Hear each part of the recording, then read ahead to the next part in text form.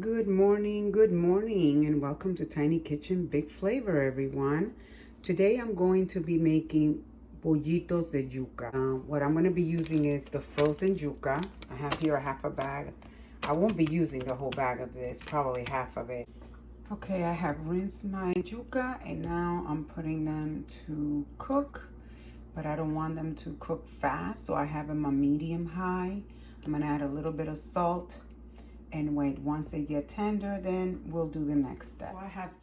So I have just taken the yuca off the stove, and I just want to show you. See how it has to be like that, very, very tender, but not so tender that it's falling apart. I'm going to let it rest here for a little bit. Now, it's important, you see this here? This is the vein, or the vein of the yuca. It looks like a twig or a hard vine.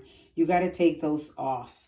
If you don't get them all off, it's fine. While you're forming the bollitos, you'll see it and you can just pull it out. I'm sorry for the steam, but as I go taking the heart of the yuca out, I start mashing them to make it easier on myself because there's so much of it.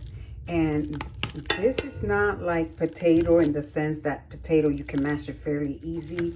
This is a more dense root vegetable. So that's why I like to do this, because I am going to be adding, some cheese for extra flavor. You don't have to. Let me just say that you don't have to add this.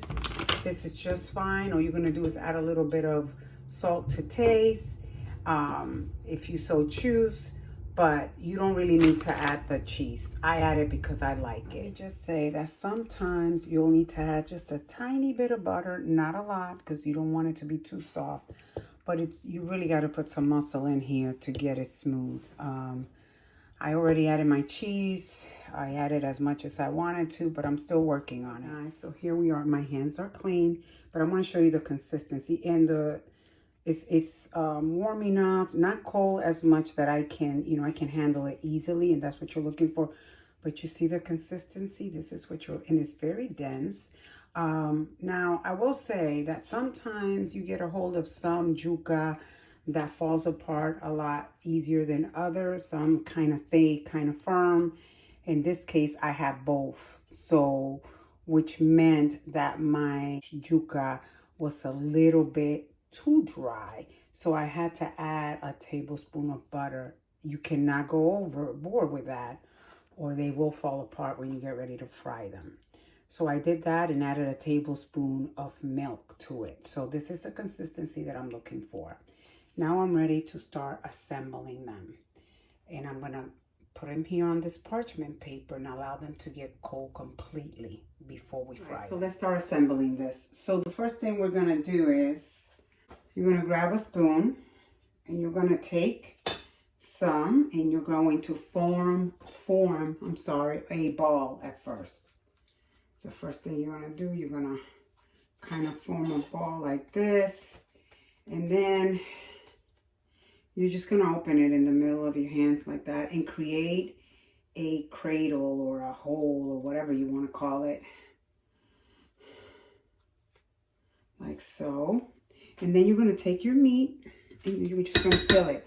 You can add some hot sauce to this meat if you like. The meat is important that it's not runny, because if you have a lot of liquid, it's going to go through your yuca and it's just going to disintegrate when you try to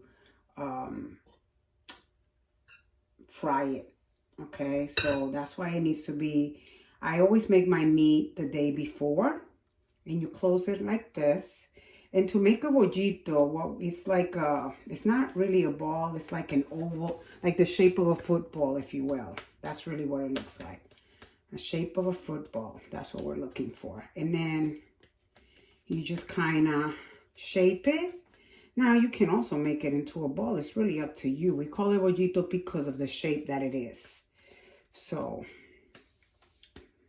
see? And that's how it's supposed to be. And then you put it here and you allow it to get completely cold before you fry it. So let me continue doing these and I'll bring you back when I'm done.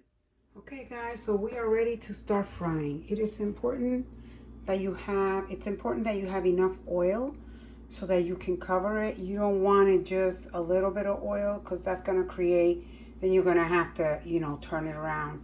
And you don't want to do it. You want to, the minute you put it in, you want it to sear all over. However, with that being said, I ran out of oil. So it should be more than that because you want the bollito to be completely covered. All right, let's do our first one so that we can see how this is gonna work out. That's what we're looking for right there. And it's not supposed to fall apart, unlike the potato balls that I made that I had to do a mixture of egg and breadcrumb to coat it outside. With this, with Yuca, you don't have to do that at all. It'll coat really nicely.